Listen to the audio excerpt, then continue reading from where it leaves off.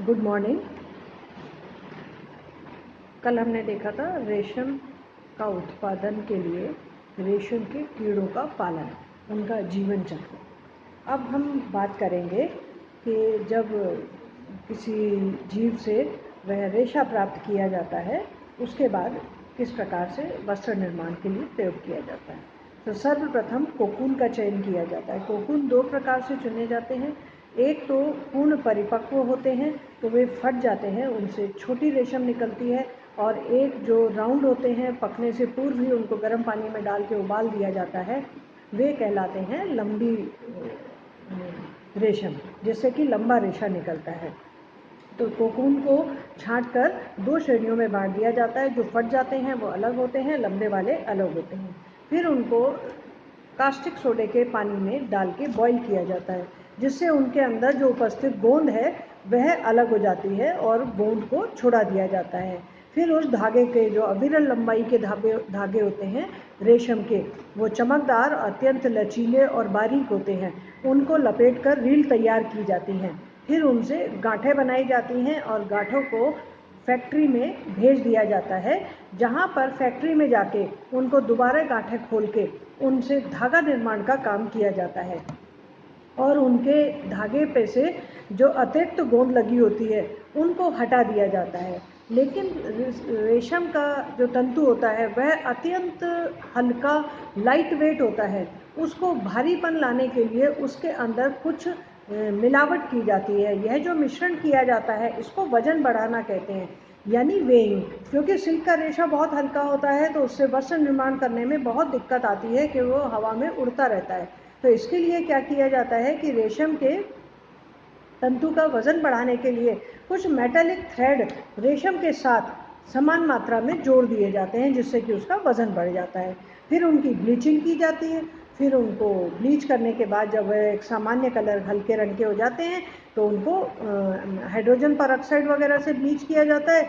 Normally हम देखते हैं कि सिल्क ऑफ वाइट और लाइट ब्राउन कलर की होती है, उसको ब्लीच किया जाता है। ब्लीच करके उनको रंग चढ़ाए जाते हैं। रंग चढ़ाने के लिए इस प्रकार से प्रयोग किया जाता है कि उसके ऊपर चटकीले रंगों का प्रयोग किया जाता है और वह धुलने से और धूप में खराब नहीं होते। इसके अम्लीय रंग इसके प्रकृति के अनुरूप होते हैं, इसलिए अम्लीय रंगों का प्रयोग रेशों को रंगने के लिए किया जाता है। फिर इसके ऊपर छपाई की जाती है, प्रिंटिंग का काम किया जाता है और उसके बाद अंत में परिसज्जाएं की जाती है। विभिन्न परिसज्जाएं उसके सौंदर्यकरण को बढ़ाने के लिए की जाती हैं। अब हम बात करते हैं कि रेशम के तंतुओं की विशेषताएं। सर्वप्रथम हम उसकी भौतिक विशेषताओं की बात करेंगे। भौतिक विशेषताओं में सबसे पहला है कंपोजिशन या संगठन। संगठन पे जब हम बात करते हैं तो यह किसी जीव से प्राप्त है, इसलिए इसको प्रोटीन रेशा कहा जाता है। प्रोटीन रेशे का अर्थ है इसमें नाइट्रोजन होता है, सेरेसिन होता है, फाइब्रिन होता है, और यह प्रोटीन तत्व है जो कि इसके निर्माण में गोंद के रूप में रहते हैं। सेरेसिन तो गोंद के रूप में रहता है और फाइब्रिन प्रोटीन के रूप में। तो यह प्रोटीन फाइबर भी कहलाता है। जब परीक्षा में आपसे पूछा जाए कि प्रोटीन फाइबर किसे कहते हैं, तो आप वूल और सिल्क दोनों का नाम ले सकते हैं। अब आई सूक्ष्मदर्शी रचना। सूक्ष्मदर्शी रचना पे यह कांच की छड़ के समान बहुत बारीक, कोमल और सीधा अविरल लंबाई का देखने में मिलता है, परंतु कहीं कहीं पर बीच बीच में गोंद के फिटके दिखाई देते हैं, जिनके कारण हमें लगता है कि यह आपस में चिपका हुआ है। कहीं कहीं पर टेढ़ा होता है, चपटा भी हो सकता है, लेकिन नॉर्मली यह गोल, चिकना और पारदर्शी और चमकदार होता है। तीसरी चीज, इसका व्यास। जब हम रेशम के तंतु की बात करते हैं, कपास की बात करी, वूल की बात करी, लिनन की बात करी, लेकिन सब में कहीं कहीं पर रेशा मोटा, कहीं पे पतला होता है। ये एक समान नहीं होते। लेकिन जो सिल्क का रेशा होता है वह करीब करीब कांच की छड़ के समान अंतर होता है, जिसकी व्यास 0.00059 से लेके 0.00118 तक होता है, यानी बहुत ही बारीक और बहुत ही समानांतर, चिकना, गोलाई लिए हुए होता है। सामान्य रूप से सिल्क के रेशे की लंबाई 300 से 1800 मीटर तक होती है। 300 से 1800 मीटर का मतलब है काफ़ी लंबाई का धागा हमें इसमें प्राप्त होता है। नॉर्मली प्राकृतिक रेशम हमें हल्का सफ़ेद, हल्का क्रीम, हल्का भूरा या पीला रंग लिए हुए हमें मिलता है। जब हम चमक की बात करते हैं तो यह अत्यंत चमकदार होता है, बहुत ज़्यादा लाइट को रिफ्लेक्ट करता है। क्योंकि चिकनी सतह कांच की छड़ के समान है तो इसमें बहुत ज़्यादा मात्रा में चमक होती है। जब हम मजबूती की बात करते हैं तो सभी प्राकृतिक रेशों में यह सर्वाधिक मजबूत होता है, यानी कि इसकी मजबूती बहुत अधिक मात्रा में होती है। कपास में, लिनन में, ऊन में मजबूती इतनी नहीं होती जितनी कि रेशम में होती है। फफूंदी या कीड़े, नॉर्मली रेशम में ना तो फफूंदी लगती है और ना ही कीड़े लगते हैं, लेकिन यदि उसके ऊपर स्टार्च वगैरह का प्रयोग किया जाता है तो कीड़े लगने की संभावनाएं बढ़ जाती हैं। प्रत्यास्था, बहुत अधिक मात्रा में इसमें प्रत्यास्था होती है, लेकिन ऊन से कम होती है।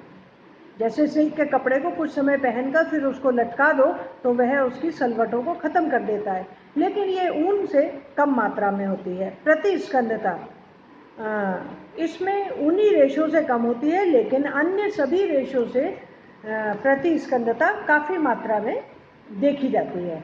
शिकन प्रतिरोधकता, सिल्क के अंदर शिकन नहीं पड़ती है। आप कुछ समय पहनो तो उसमें सलवट पड़ जाते हैं, फिर लटका के छोड़ दो तो वह शिकन ख़त्म हो जाती है, इसलिए शीघ्रता से इनको दूर किया जा सकता है, बहुत ज़्यादा मुश्किल नहीं होता।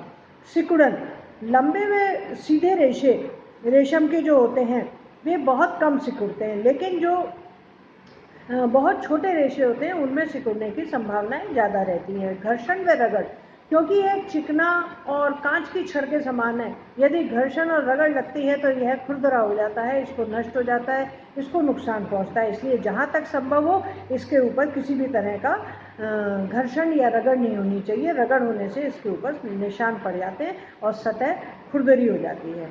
सूखे ताप का प्रभाव, रेशम बहुत नाजुक रेशा है, इसके ऊपर अत्यंत तेज ताप नहीं चलता, तो जब आपको आयरन करना हो, प्रेस करनी हो तो इस बात का ध्यान रखें हल्के तापमान पे रेशम के ऊपर किया जाता है। अवशोषक क्षमता, यह 10% तक तो नमी को सोख लेता है, लेकिन इससे अधिक नमी को अपने अंदर नहीं रखता है और यह निकाल देता है।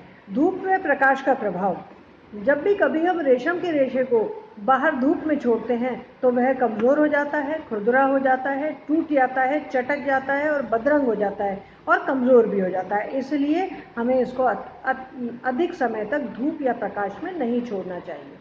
सफाई व धुलाई, ये बहुत चिकना और मुलायम रेशा है, बड़ी आसान विधि से धोया जा सकता है। हल्के क्षार युक्त साबुन से इसको धोना चाहिए और बिना मसले, बिना रगड़े इसको तार पर सुखा देना चाहिए।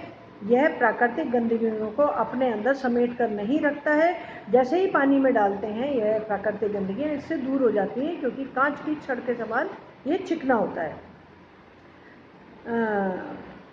जब भी हम किसी सिल्क के रेशे के कपड़े को संग्रहित करते हैं, यानी संग्रह का गुण कैसा है, जब लंबे समय के लिए इसको संग्रह किया जाए तो समय समय पर इसकी तह को पलट देना चाहिए, नहीं तो तह पर से क्रैक हो जाता है, और यदि इसमें चरक वगैरह लगा रखा है तो वो हटा कर रखना चाहिए, अन्यथा इसमें फफूंदी या कीड़े लग जाते हैं।